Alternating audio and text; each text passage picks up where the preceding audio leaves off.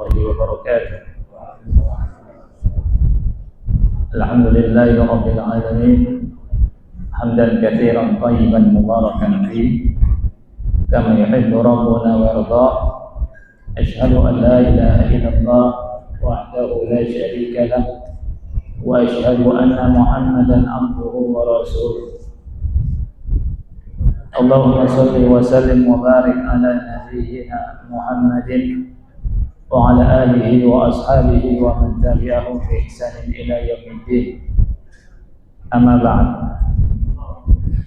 Bapak-bapak dan ibu-ibu, ikhwan dan akhwat yang Allah muliakan, alhamdulillah segala puji milik Allah Subhanahu wa taala.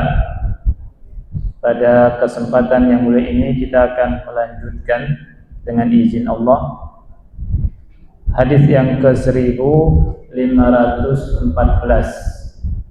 dan kita berdoa kepada Allah semoga Allah memberikan ilmu yang bermanfaat kepada kita semua, dan Allah memberikan pahala kepada kita semua dengan thalabul ilmi. Hadis yang ke berapa? 1514.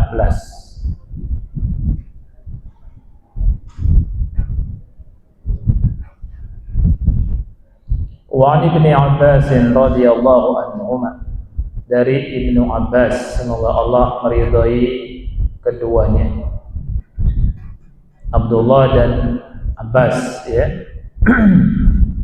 Qala, ia berkata, qala Rasulullah sallallahu alaihi wasallam, Rasulullah sallallahu alaihi wasallam bersabda, la tumari akhaka, jangan mendebat saudaramu, wala tumazihhu, jangan bercanda dengannya, wala ta'idhu mau'idan fatukhlifahu, jangan engkau memberikan janji kepadanya dengan sebuah janji yang engkau menyelisihinya.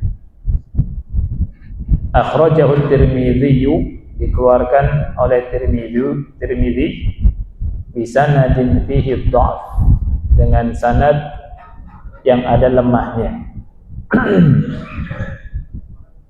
Perkataan Nabi Muhammad sallallahu alaihi wasallam, la tumari akhaka, jangan kamu mendebat saudaramu. Maksud mendebat saudaramu di sini al-mujadalah intisaran lin nafsi, berdebat dengan tujuan memenangkan diri sendiri, ya, menang dewek kalau kata orang Jawa, ya.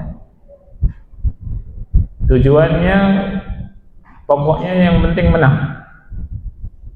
Tidak ada tujuan untuk membela kebenaran. Nah, ini debat yang tercela. Tetapi kalau debat dialog dalam rangka mencari kebenaran, ini debat yang baik, debat yang terpuji. Fahadha laysa minal mira'il madhmum. Kata ulama, kata Syekh Utsaimin, kalau debatnya tujuannya untuk membela kebenaran, bukan termasuk debat yang tercela. Kemudian Rasulullah SAW mengatakan, wala tumazihhu, jangan bercanda dengan saudaramu. Apa maksudnya? Maksudnya ada dua. Yang pertama, idza kana katsiran, artinya jangan banyak bercanda. Inilah tuktsir ma'ahu mizah, setiap ngomong, setiap ketemu bercanda terus, nggak ada seriusnya. Ini yang terlarang. Yang kedua, al-mizahul mu'zi, bercanda yang menyakitkan, bercanda yang membuat orang luka hatinya, ya. Ini nggak boleh. Jadi maksud dari la tumazihu itu jangan bercanda. Yang pertama, jangan banyak bercanda. Karena biasanya kalau banyak bercanda itu orang jatuh kepada kesalahan. Kemudian juga mengukurkan kewibawaan. Orang yang kalau suka bercanda nggak ada wibawanya.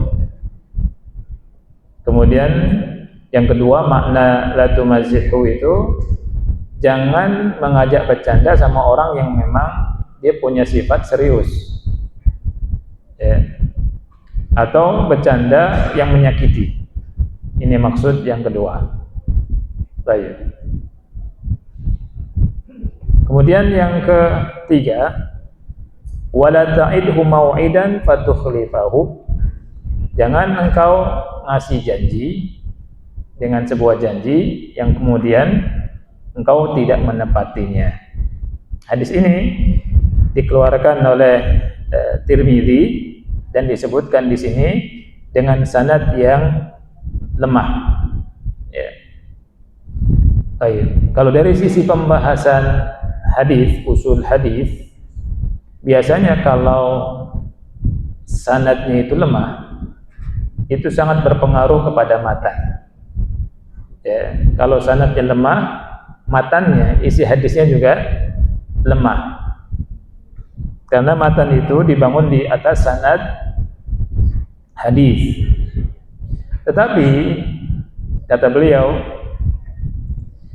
apakah makna yang ada pada matan hadis ini sahih atau tidak sahih? Karena ada kan hadisnya dhaif tapi maknanya sahih. Contohnya hadis apa? Kata ulama, kadal faqru ay yakuna kufran.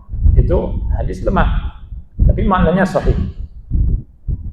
Kadal faqru ay yakuna kufran. Kekafiran itu hampir mendekati kekafiran, bisa menghantarkan orang kepada kekafiran, kekufuran. Ya, kefakiran menghantarkan kepada kekufuran. Ya.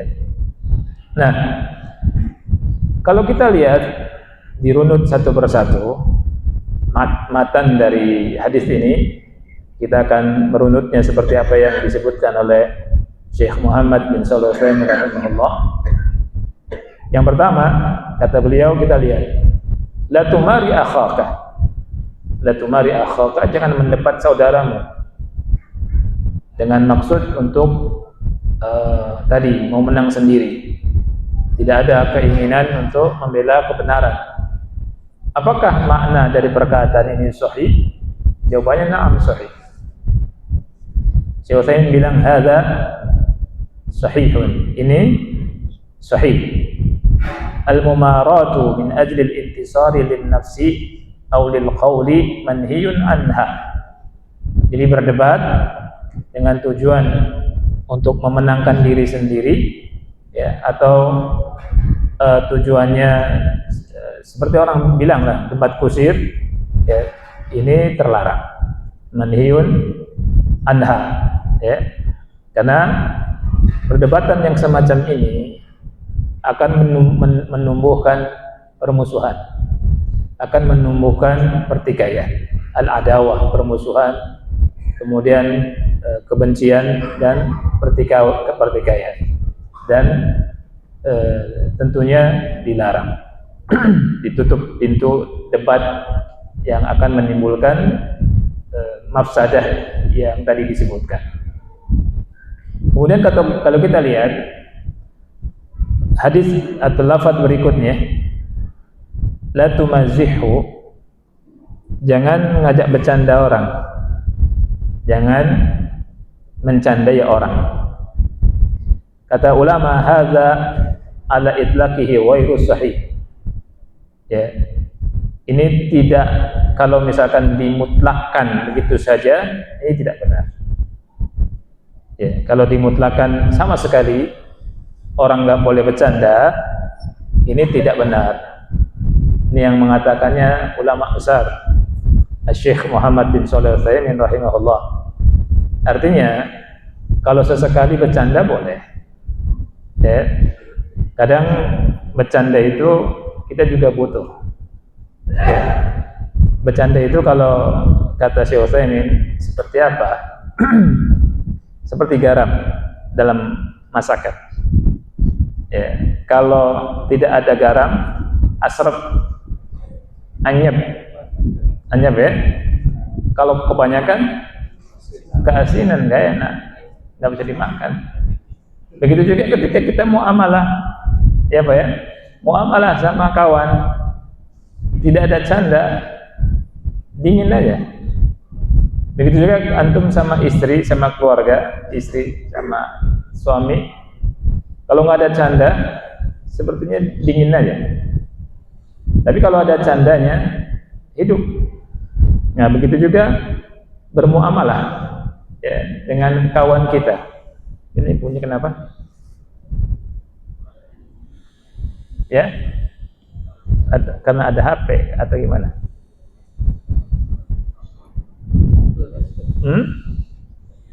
Coba dipakai.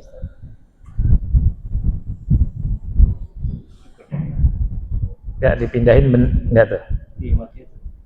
Udah selesai? Enggak. Tes. Berarti harus dipindahin. Ya. Enggak usah.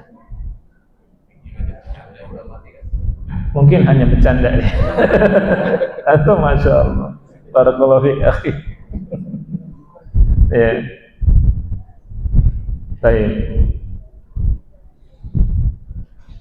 Jadi secara mutlak nggak boleh bercanda itu tidak benar. Ya. Kenapa? Alasannya karena Nabi Shallallahu Alaihi Wasallam pernah bercanda. Nabi Shallallahu Alaihi Wasallam pernah bercanda. Tetapi Nabi Shallallahu Alaihi Wasallam tidak bercanda kecuali dengan kebenaran. Yang tidak boleh itu kita ngomong bercanda, kita bohong.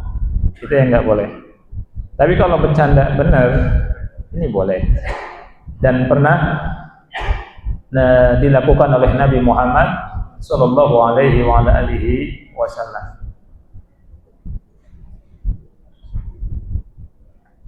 Faqad ja'ahu rajulun yatlubu minhu ba'iran yahmiluhu. Pernah datang kepada Nabi Muhammad Sallallahu Alaihi Wasallam seorang laki-laki, ya. Dia minta ba'ir, minta onta yang dia naiki. Kemudian Nabi Sallallahu Alaihi Wasallam, inna hamiluka ala waladin naqah.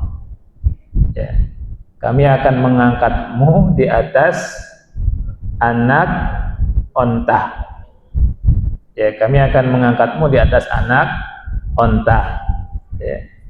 Nah, ini bercandanya Nabi Muhammad Sallallahu Alaihi Wasallam, sehingga orang itu berkata, "Kaifa ya Rasulullah waladun naqah?"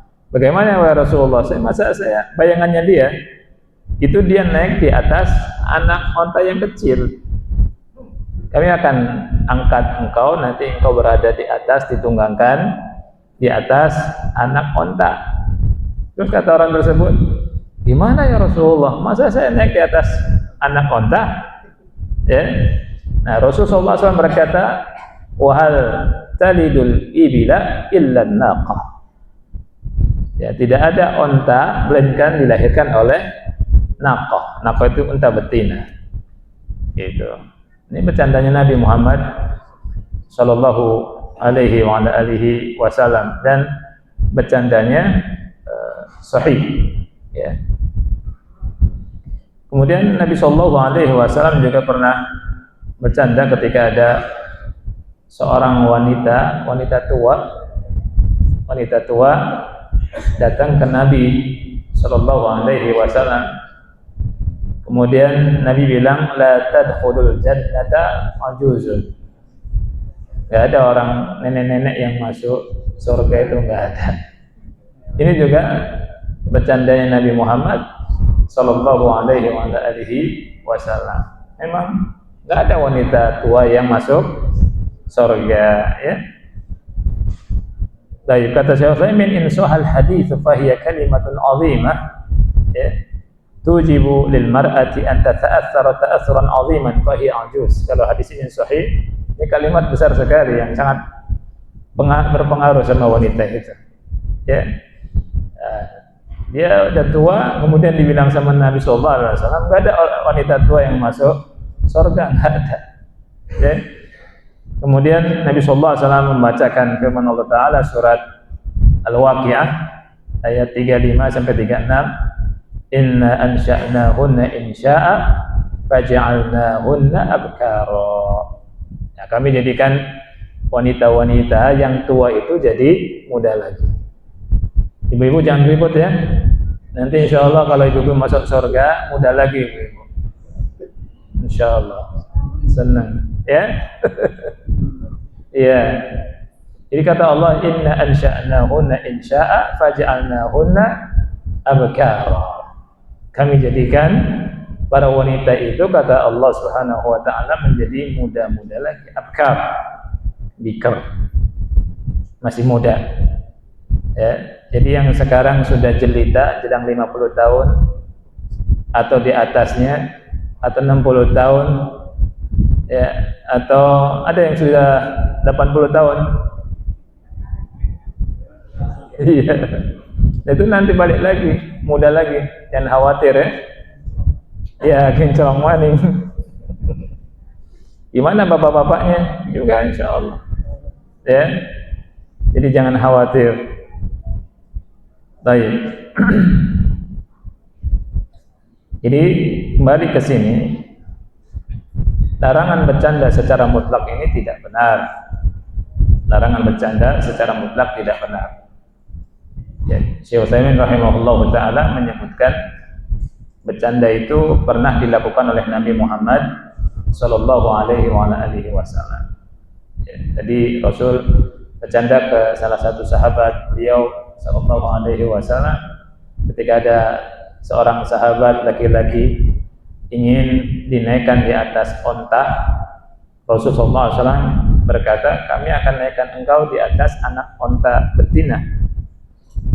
Kemudian kata dia, bagaimana aku naik di atas anak onta? Bayangannya onta kecil. Kata Rasul, tidak ada onta melainkan pasti dilahirkan oleh onta betina, oleh induknya. Ya, al-ibil. Baru orang itu sadar. Dan ini salah satu canda Nabi Muhammad sallallahu alaihi wasallam. Jadi kalau kita bercanda sama istri boleh, ya.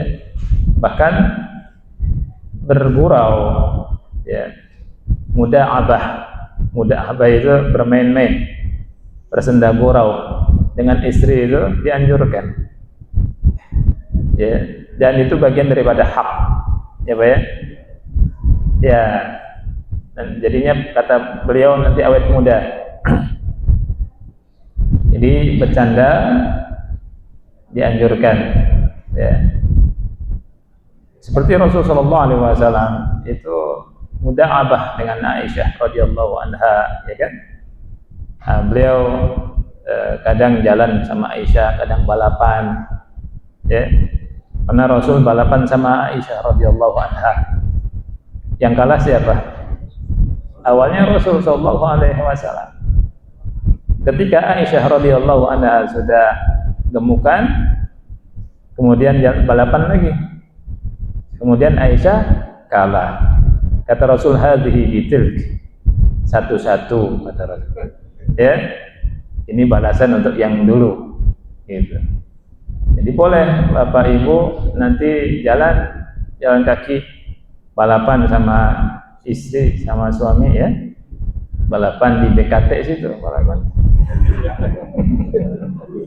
Ya. Balapan nanti panitianya Bu Alif.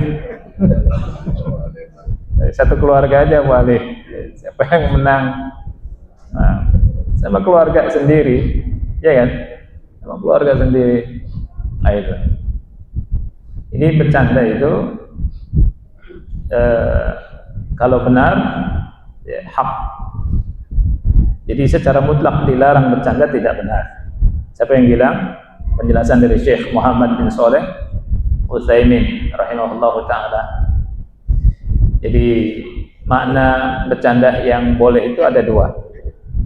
Satu, jangan banyak-banyak bercanda sehingga menghilangkan wibawa, bercanda terus, ya. Yang kedua, kita lihat orang yang akan kita ajak bercanda itu, dia suka bercanda atau enggak, ya, atau orang serius. Kalau antum mencandai orang yang serius, pasti marah dia. Ngapain bercanda, gitu ya. Nah, kalau sama model seperti ini jangan, karena dia tersakiti, nggak enak. Ya. Kita jangan bercanda sama dia, dan antum nggak bisa bilang bercanda dikit aja marah. Jangan, itu haknya dia. Ya, nggak usah bilang, oh, baper ente. Ya memang dia sifatnya seperti itu, mau gimana lagi? Ya udah. Demin aja, antum kalau mau bercanda sama yang mau bercanda, ya kan? Dan juga dia maunya serius. Ada orang yang sifatnya seperti itu, ya, nggak mau dibercandai, ya. Mungkin juga dari kecil nggak diajarin bercanda barangkali kan? Iya. Nah, tapi bercanda penting, butuh untuk tarwihun nafs, untuk nyenengkan diri, nyaman. Ya, itu tarwih nafs, membuat diri senang, nyaman, sesekali bercanda, itu boleh sama keluarga, sama anak, sama istri, sama suami, bercanda. Makanya kata Syekh Utsaimin rahimahullahu taala, orang bilang bercanda itu seperti garam yang ada pada masakan. Kalau nggak ada, masakan itu anyep, asrep, tidak enak kan? Hambar, betul, hambar. Antum dikasih masakan, kemudian nggak dikasih garam, gimana ceritanya? Ya, atau keasinan. Keasinan. Jangan-jangan ini yang masaknya mau nikah lagi, gitu. Ini bener nggak? Nggak bener juga ya. Nggak bener. Masa keasinan mau nikah lagi? Ya. Nanti yang masaknya suami ibu-ibu gimana? Mau nikah lagi ternyata nih, gitu ya. Baik. Jadi dilihat. Anda punya teman dulu waktu di Mekah. Anda lihat, kan dari banyak-banyak negara tuh, dari berbagai negara.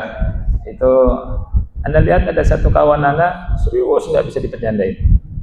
Nah sama dia Anda nggak bercanda. Ya, serius, udah sangat serius. Salafi, sangat serius. Orang Aljazair serius sekali. Yang lain bisa bercanda, ya. Tapi yang nggak bagus, ada orang suka nyandain orang, tapi nggak mau dicandain. Pas dicandain, marah dia. Ini orang kayaknya stres ya. Nyandain orang seenaknya, tapi dia tidak mau bercanda, ya.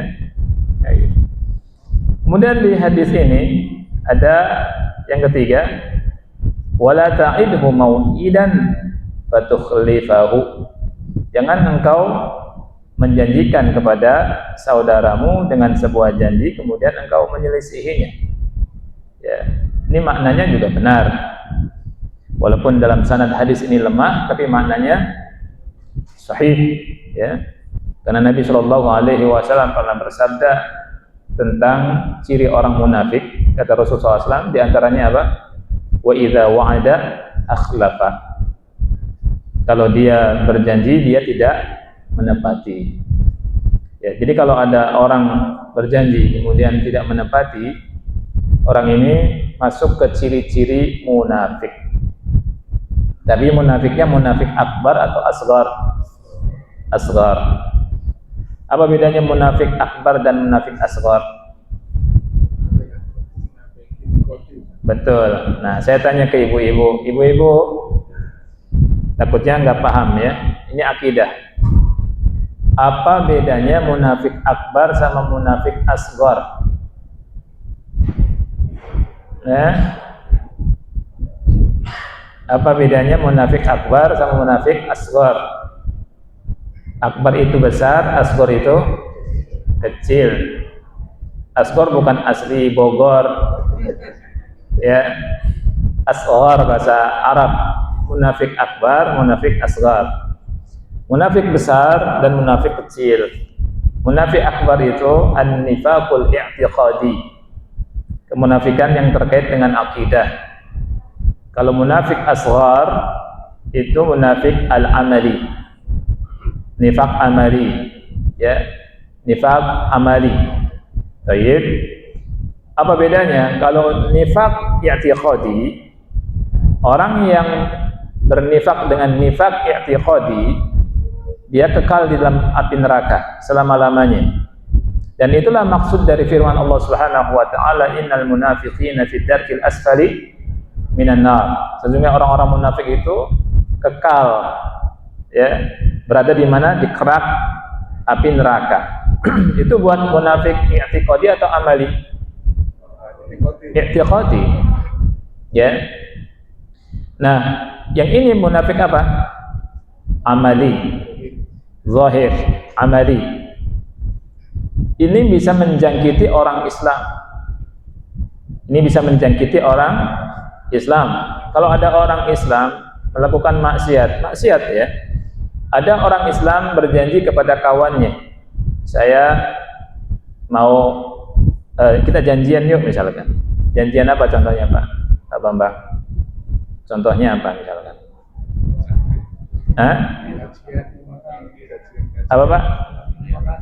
Betul. Contohnya, Anda mau naktir makan antum, ya, besok kapan? Pada asar. Habis asar jam berapa? 4:30. Di mana? Di Kopi, ya, atau mie ayam Pak Yusuf.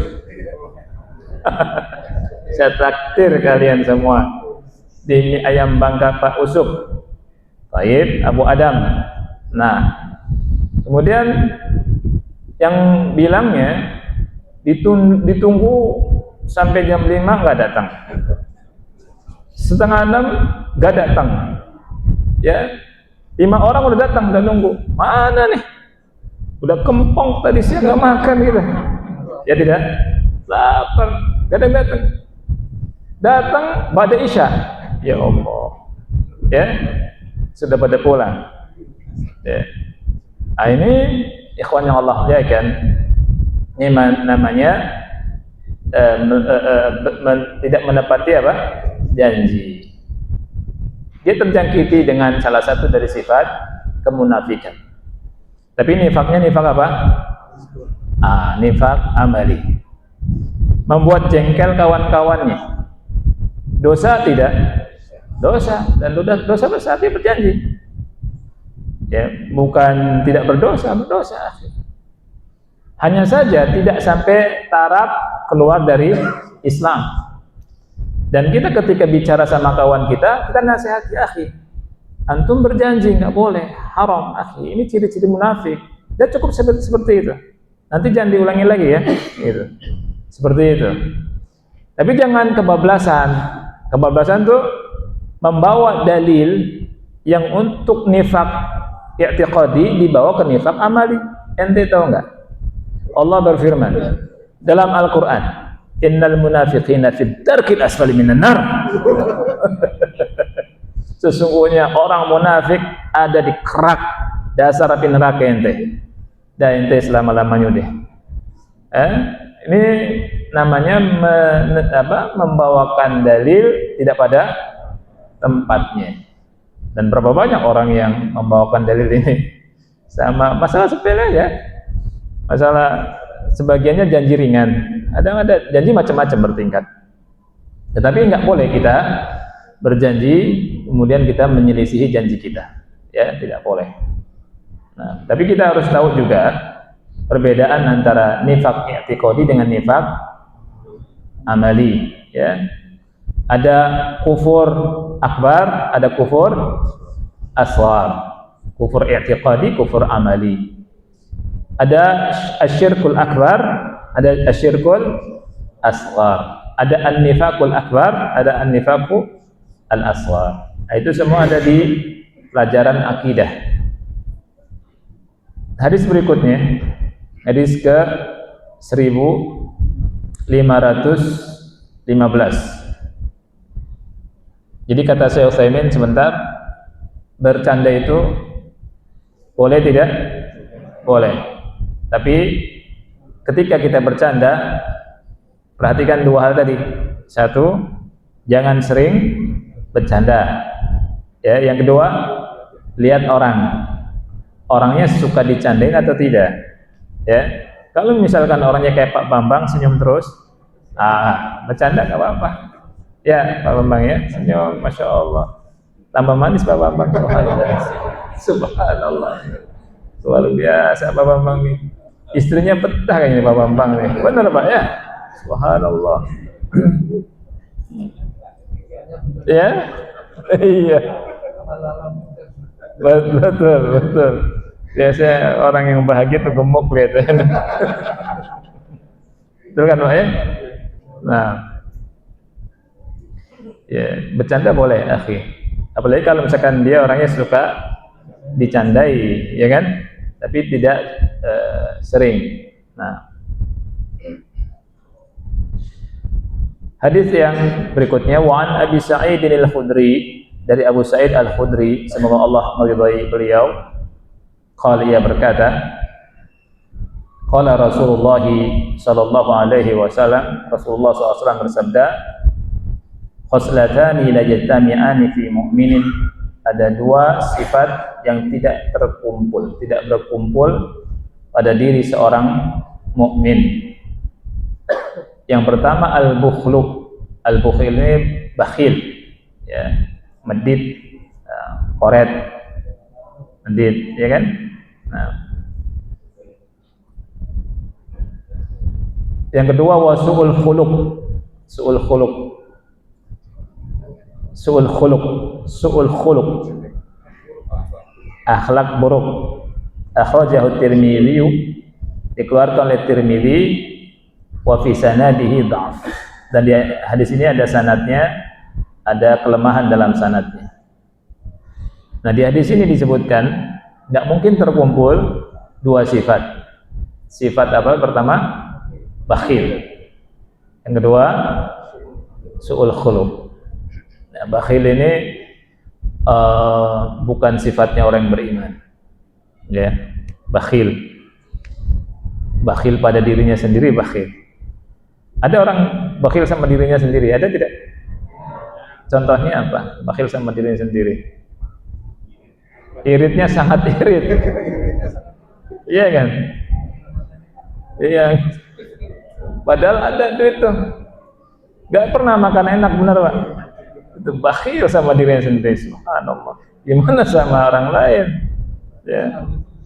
Ya. Ada orang yang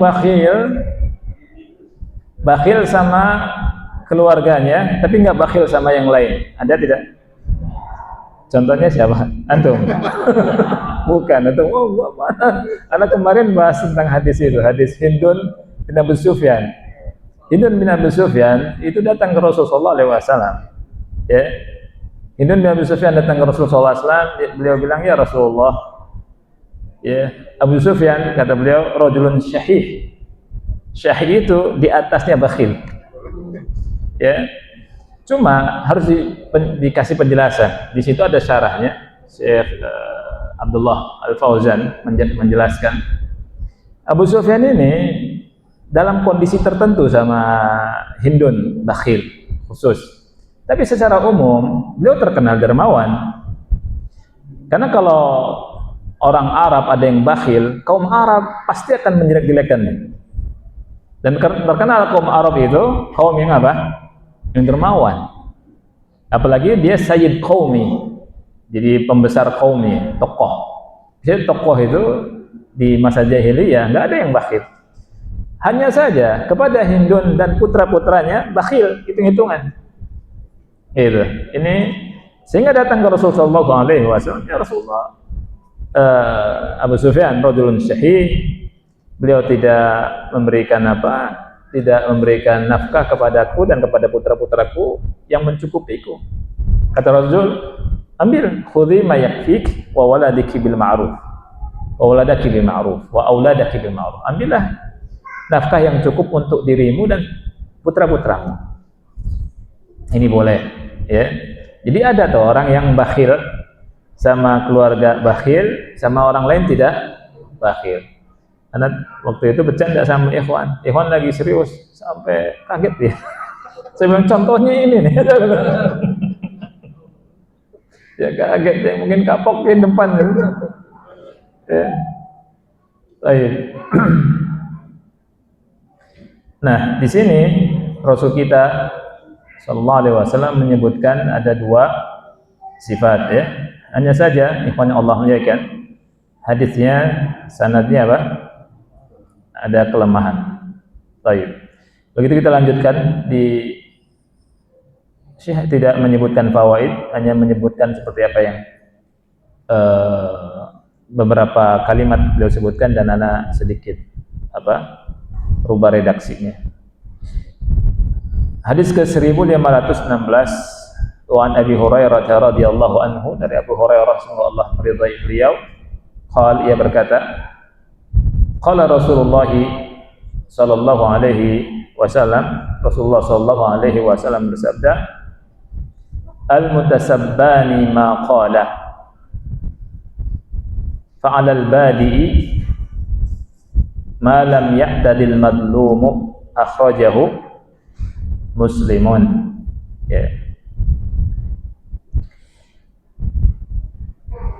Dari Abu Hurairah semoga Allah meridainya, ia berkata Rasulullah SAW bersabda, orang yang saling mencela, saling mensab ya, itu sesuai dengan apa yang dia katakan. Maqala alladzi qala, ma di situ namanya isim mausul. Ya, isim mausul. Kemudian disebutkan di sini alal badi ya.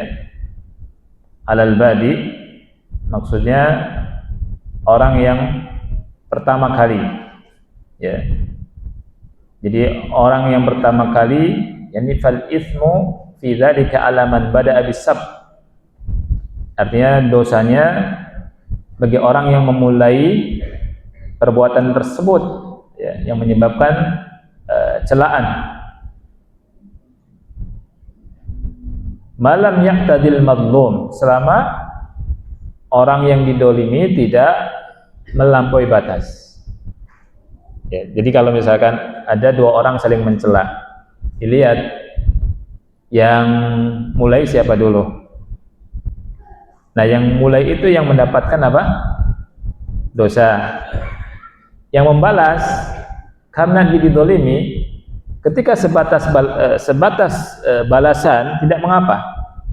Tapi kalau melampaui batas, ini dosa. Ya.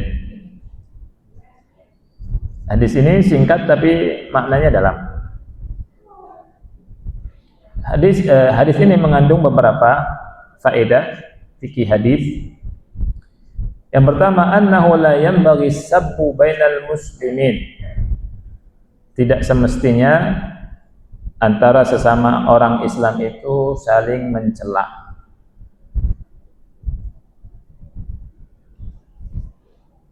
Kalau ada yang mencela salah satu di antara kita, lebih baik kita tinggalkan. Ya. Misalkan ada orang mencela antum bilang, Anda tidak mau mencela Anda, kemudian tinggalkan. Ya. Karena ketika kita melakukan demikian, kita akan selamat. Dan ini yang diajarkan oleh Rasul kita Sallallahu Alaihi Wasallam. Bukan karena kita tidak sanggup untuk membalas, tetapi kita meninggalkan celaan karena Allah Subhanahu wa Ta'ala. Ya. Kalau orang yang dicela kemudian dia tidak membalas, ini kata Syekh Utsaimin, yajma'u bainal husnayaini. Orang itu mengumpulkan antara dua kebaikan. Ya. Mengumpulkan antara dua kebaikan. Dia sebenarnya mampu untuk membalas karena dia sanggup, tapi dia cegah. Ya. Ini ketika dia melakukan itu pahala tersendiri. Kemudian melakukannya karena Allah juga pahala tersendiri. Jadi ya jama'u bainal husnayaini. Apalagi ketika bulan puasa, ketika Ramadan Ada yang mencela, apa kata Rasulullah SAW? Kalau ada satu orang atau salah satu dari mereka mencela antum, maka katakan ini so'im, saya sedang puasa. Sudah selesai, tinggalkan. Yang kedua, annal mutasabbiba lahu ithmul mubashir. Orang yang memulai itu mendapatkan dosa. Orang yang memulai itu mendapatkan dosa.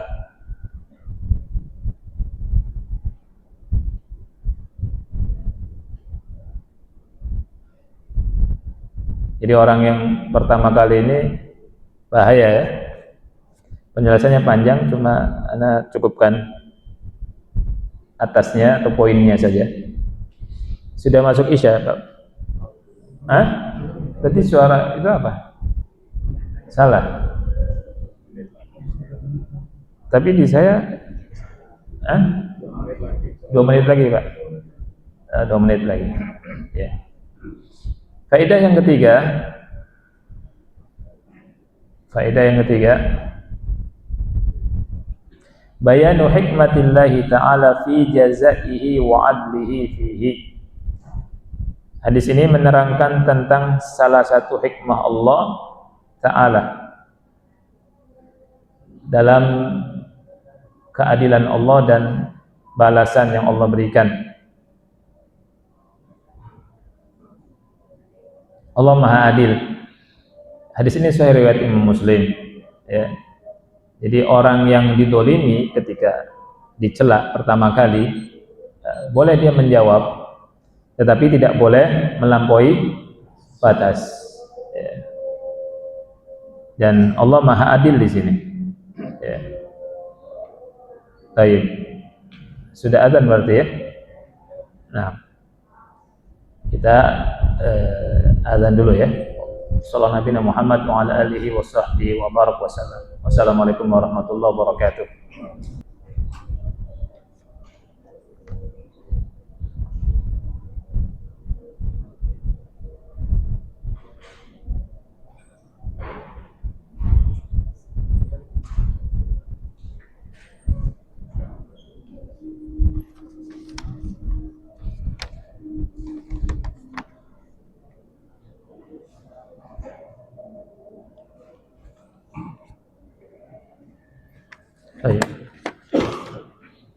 Alhamdulillah wassalatu wassalamu ala Rasulillah wa ala alihi wa ashabihi wa man walah wa la haula wa la quwata illa billah, amma ba'd.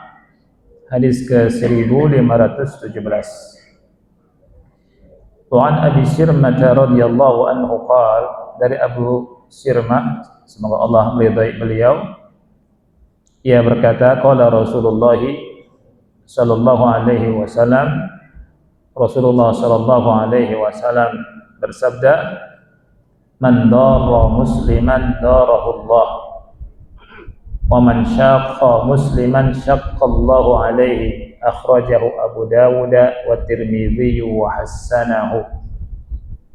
Rasul bersabda, barang siapa yang memudaratkan orang Islam, Allah membalasnya. Allah akan membalas kemudaratannya. Dan barang siapa yang memberatkan orang Islam, Allah akan balas. Allah jadikan dia susah. Allah jadikan dia berat dan susah.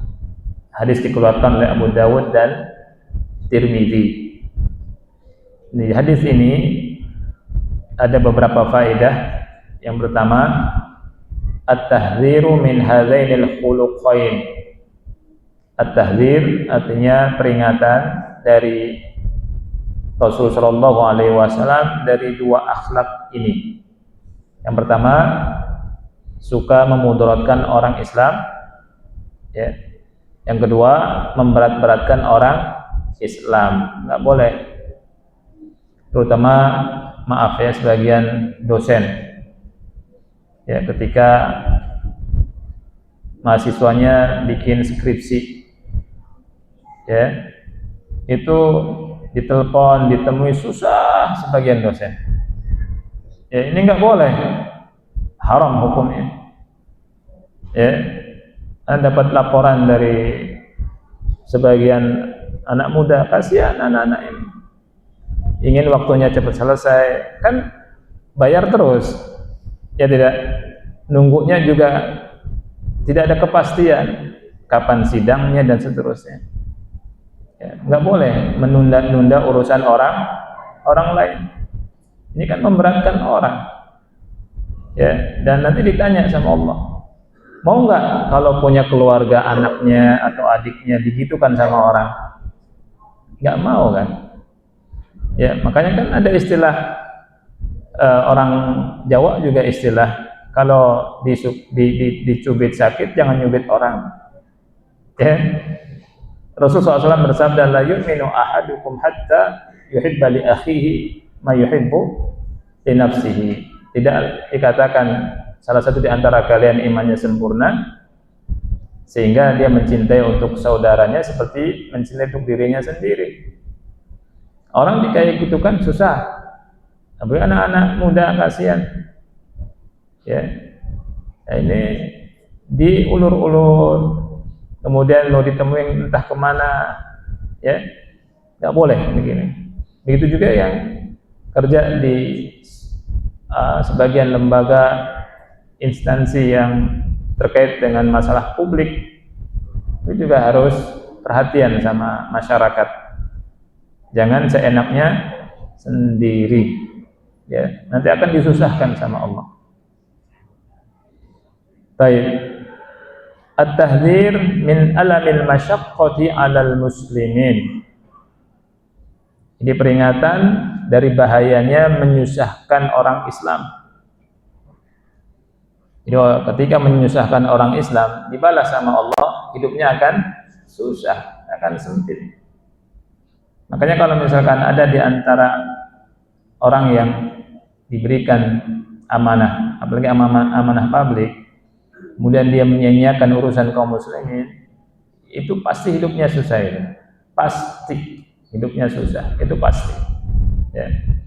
Karena yang balas Allah Subhanahu wa ta'ala.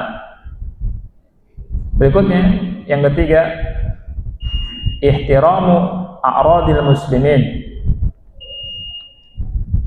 Harus menghormati. A'rad itu apa? Ird, jamak ird. Ird ini kehormatan. Ya. Harus menjaga kehormatan kaum muslimin. Ya, memuliakan kehormatan kaum muslimin. Nggak boleh kita main-main dengan kehormatan kaum muslimin. Ya. Apalagi kalau misalkan kita diberi amanah. Ya. Berikutnya yang keempat, annal jazaa'a min jinsil amal. Annal jazaa'a min jinsi al-amal. Balasan itu sesuai dengan perbuatan, jenis perbuatan. Jadi orang yang suka memudaratkan kaum muslimin dibalas sama Allah. Orang yang suka menyusahkan kaum muslimin akan dibalas dengan hidup susah oleh Allah Subhanahu wa ta'ala. Jadi annal jaza min jinsi al-amal. Berikutnya yang kelima, himayatullah subhanahu wa ta'ala li'ibadihil muslimin. Allah itu menjaga, membela hamba-hambanya kaum muslimin. Allah membela dan menjaga para hambanya, ya, kaum muslimin, kaum mukminin. Di surat Al-Hajj ayat 38 Allah berfirman, innallaha yudafi'u 'anil ladzina amanu. Sesungguhnya Allah itu membela orang-orang yang beriman. Ya, jadi tidak boleh kita menyia-nyiakan kaum muslimin, memudaratkan kaum muslimin, memberatkan kaum muslimin, apalagi orang itu misalkan dekat sama Allah, rajin ibadah, rajin sholat, dia wali Allah, dan setiap orang yang beriman itu wali Allah.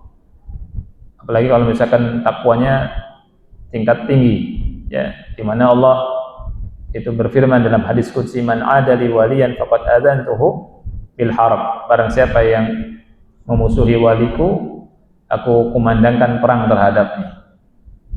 Orang yang menyanyiakan urusan kaum muslimin akan susah hidupnya.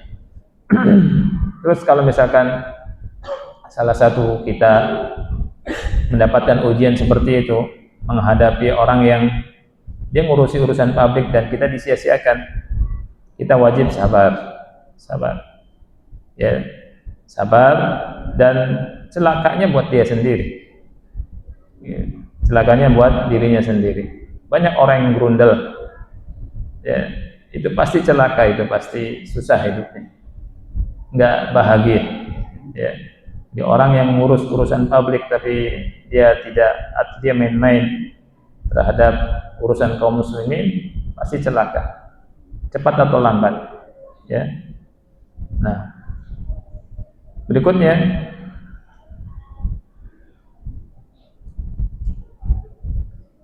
tahrimu masyaqqatil muslimin. Saya loncat nomor 8, tapi antum nomor berapa tuh? 6, ya. Haram hukumnya menyusahkan kaum muslimin, membuat susah hidupnya kaum muslimin, ini haram.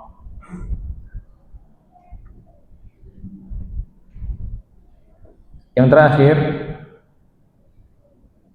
anna man amala an-nasa bis-suhulati amalahu Allah Ta'ala bimithliha. Orang yang bermuamalah dengan lemah lembut, dengan penuh toleransi kepada manusia, Allah akan balas dengan yang semisalnya. Rasulullah SAW bersabda, "Wa man yassara 'ala mu'sirin yassarallahu 'alaihi fid dunya wal akhirah." Orang yang menolong orang yang kesusahan, atau orang yang memberikan undur, ya, waktu tempo kepada orang yang berhutang, Allah akan mudahkan urusannya di dunia dan di akhirat. Jadi Allah balas dengan kebaikan. Jadi kebaikan apapun yang dilakukan oleh seorang muslim pasti akan dibalas oleh Allah dengan kebaikan yang serupa. Al-jaza'u min jinsi al-amal. Wallahu a'lam bishawab. Ini yang bisa kita bahas, ya. Mudah-mudahan manfaat. Ada pertanyaan, ikhwan? Assalamualaikum warahmatullahi wabarakatuh. Izin bertanya Ustaz, namun keluar dari tema. Apa hukumnya cicil emas yang banyak ditawarkan saat ini di bank-bank syariah? Skemanya gimana, akhi? Skema cicil emas ini, ya? Yang bertanya mana? Atau dijelaskan, ya? Ya? Oh, ibu-ibu, ya. Nanti disebutkan skemanya bagaimana, ya. Baik.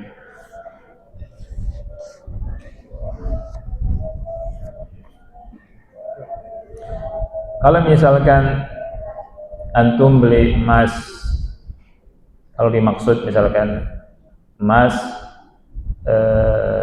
5 gram misalkan, ya, 5 gram, kemudian bayarnya nyicil, gitu maksudnya? Hah?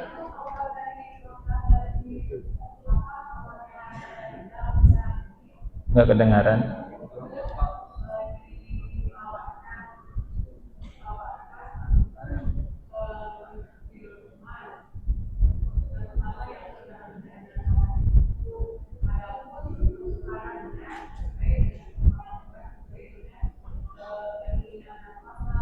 Oh, minta maaf ibu, nggak kedengaran, ya?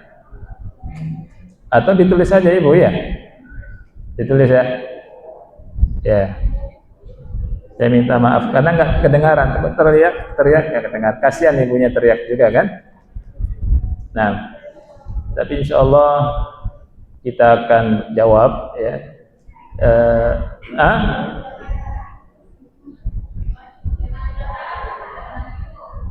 Apa katanya? Tetap malah tambah ribut. Enggak. Enggak jelas. Maaf Ibu ya, insya Allah nanti kita lanjut lah, insya Allah. Ya kita akhiri dulu lah. Mau sholat isya dulu ya. Maaf ya. Atau nanti besok di kajian mana? Ya, ya itu. Ya, antum enggak? Ya.